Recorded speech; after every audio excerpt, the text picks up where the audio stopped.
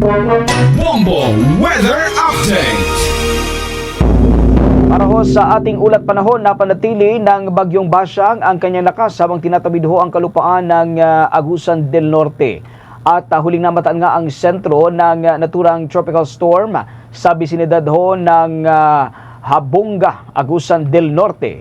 Taglay nito, lakas ng hangin na umaabot sa ngayon sa 65 km per hour, malapit yan sa gitna, at may pagbugsong umaabot naman sa 90 km per hour.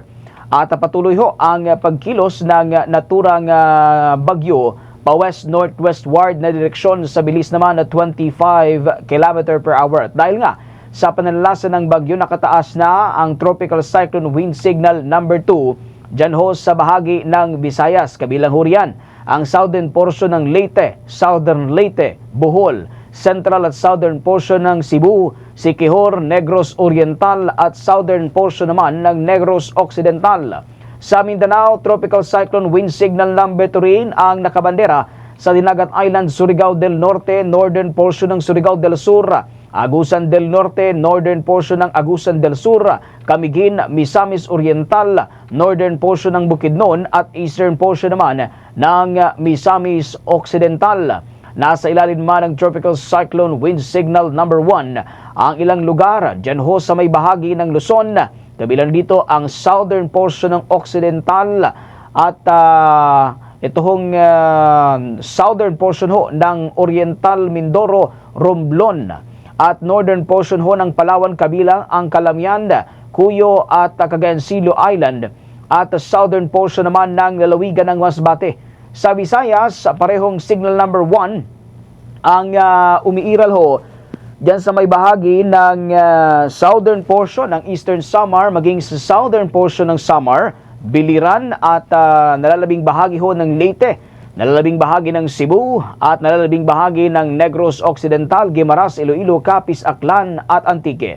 Sa Mindanao, nakataas rin ang signal number 1 sa nalalabing bahagi ng Surigao del Sur, nalalabing bahagi ng Agusan del Sur at northern portion ho ng Davao Oriental, northern portion ng Davao de Oro, northern portion ng Davao del Norte, maging dyan ho sa may bahagi ng central portion ng Bukidnon, Lanao del Norte, nalalabing bahagi ng Misamis Occidental, Lanao del Sur at Tropical Cyclone Wind Signal number 1 rin ang umiiral sa eastern at central portion ho ng Zamboanga del Norte, maging dyan sa northern at central portion ho ng Zamboanga del Sur at northeastern portion ng Zamboanga Sibugay. Sa ano na ngayong araw ay ito hong magiging mabibigat na pag-ulan at malalakas ho na hangin sa mga lokalidad na nasa loob ho itong landfall point at forecast confidence cone. Patuloy naman natatahakin ng tulang bagyo ang west-northwestward na direksyon sa loob yan ng forecast period.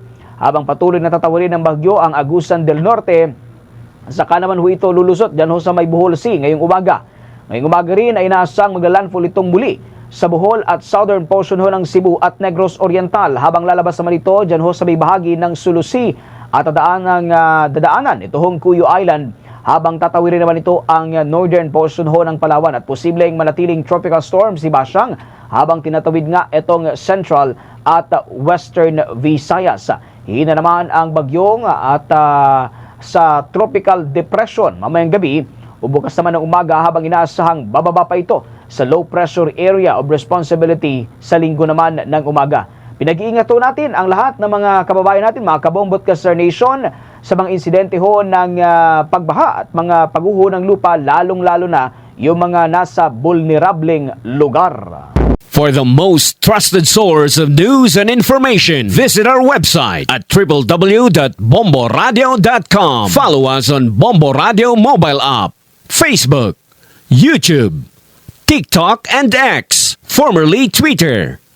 Like, share, and stay connected. Anytime, anywhere.